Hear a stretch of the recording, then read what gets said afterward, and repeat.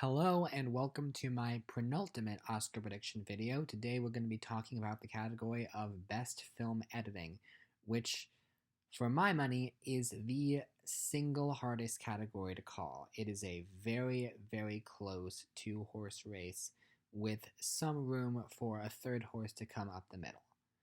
So let's not waste any more time and get into it. Here are the 5 nominees. Fifth most likely to win is Nomad Land, and I cannot believe I'm saying that because the movie is technically speaking the frontrunner to win Best Picture, which means it should be the frontrunner here too. And indeed, it did win a lot of the early critics awards, but it's not the type of film that you usually associate with editing. Not to say that the editing in the film is bad, far from it, but it's a very slow-paced, deliberately paced, I should say, film.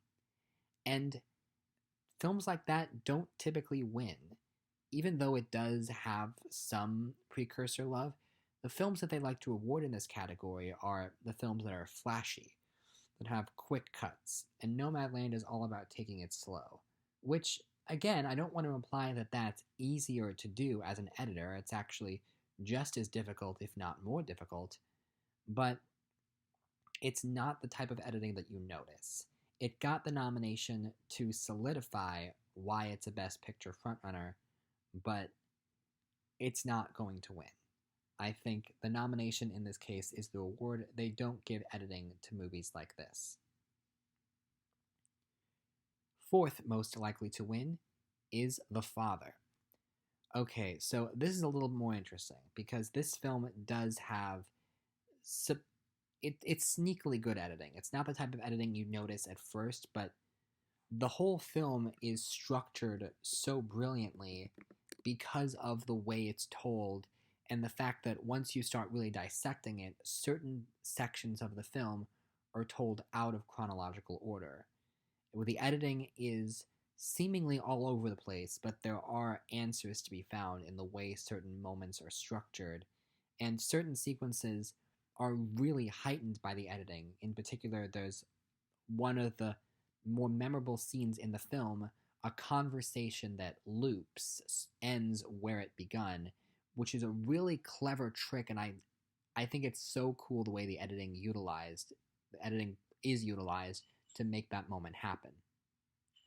However, the film is, while very respected, it hasn't really won a ton of big awards in the editing race, and again, it's respected and the editing is used very well, but I think it's more likely to win in other categories. And the Academy is usually more likely to spread the wealth, so I think this is not completely out of the running. I think it's possible that it could win, but I would not bet on it. Third most likely to win is Promising Young Woman. Okay, so this is really interesting because this film is edited very well, and it was a surprise nomination. We thought that Mank or even Minari had a better chance of getting nominated, but this did not get nominated anywhere at the precursors, which doesn't make a lot of sense because it is a very well edited film and it is a flashy film. It's a film that's very well paced, and the editing is very well done, as I said before. So early on, I was thinking that this could be an underdog contender.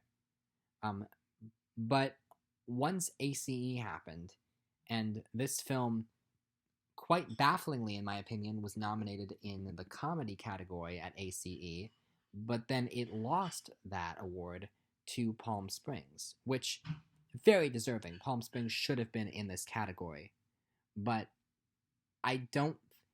If it lost that to a film that wasn't even nominated, I feel like it doesn't really have a chance to pull off an upset victory in this race. I'm sorry, everyone. I had to pause that for a second because, as I'm sure you were hearing, my mom was doing dishes in the other room. So now we're back. Hopefully, there's going to be less background noise. And what was I talking about? Okay, Promising Young Woman was expected to win the ACE Award for Comedy, and it lost to Palm Springs, which is not nominated for the Oscar. And that pretty much kills its chances, even though I do think people respond to the editing in the film well enough that it could come up from behind, especially given the likelihood that the top two films split votes. So I would not completely rule it out, but I would say it's very unlikely. Oh boy, here we go. Top two. I wrestled with this for so long, but you know what? This is my choice and I'm sticking with it. Second most likely to win is The Trial of the Chicago 7.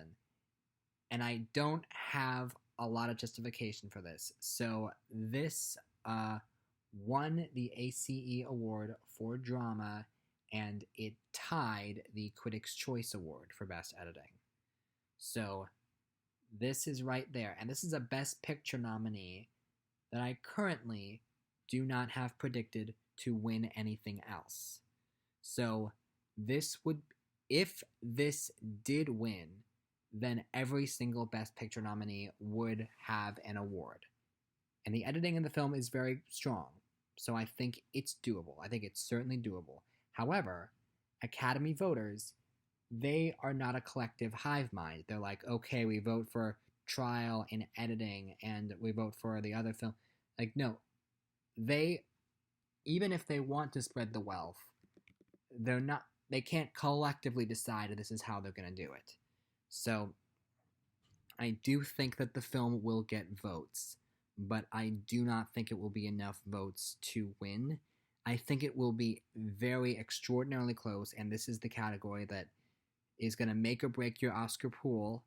And I'm sorry. I'm sorry. I wanted to predict it. I think it's good editing. I think it could very easily get nominated. But, and that's right, I think it could very easily win. I think it could very easily win. I'm not predicting it. I'm not. Number one most likely to win, Sound of Metal. This was the other film that tied at Critics' Choice and it won BAFTA. So both this film and Trial have the same amount of wins. And yet, there's just something about the editing of the film. Because initially, a lot of people were kind of like, wait, why is this suddenly the frontrunner? It's not the most showy editing. But then you really stop to think about it and you really look at the clips. And so much of the editing is the way that it utilizes sound. And it's obviously the frontrunner to win Best Sound. And if you think about the specific moments in the film when we are hearing the world from Ruben's perspective versus the moment in the film where we're hearing things as normal, and the specific moments when we jump in and out of Ruben's perspective, and the moments when, I don't want to spoil the movie, but there are certain key moments when they use like fades from what the rest of the world is hearing to what Ruben is hearing, and it's so expertly done and so brilliantly timed in such a way that you don't get used to one or the other. If it was all silent all the way through, you would pretty quickly be like this is bothering me. But there's just enough silence in the movie where if there was less silence, you would not fully empathize with Ruben the way you need to. So it's just perfect. The pacing of it is amazing. And I think, even though Trial is very good, I think that what this film does with editing and the utilization of sound in the editing, not to mention that there does seem to be a definite correlation between editing and sound over the years. If you look at films like Bohemian Rhapsody or The Bourne Supremacy, whichever one of the Bourne films won editing and both sound awards, or I think The Matrix also had editing and sound, there's definitely a correlation even when the movie is not really contending for Best Picture. And so I do believe that Sound of Metal is the frontrunner here. And I'm not positive on it, but it's what my gut is telling me to go for. And so I'm going to stick with it. And that is Best Editing. And my next one after this is going to be my last one for Best Picture. I feel like we kind of breezed through all of these, but there was one less category this year. So let's finish strong. Next up, Best Picture.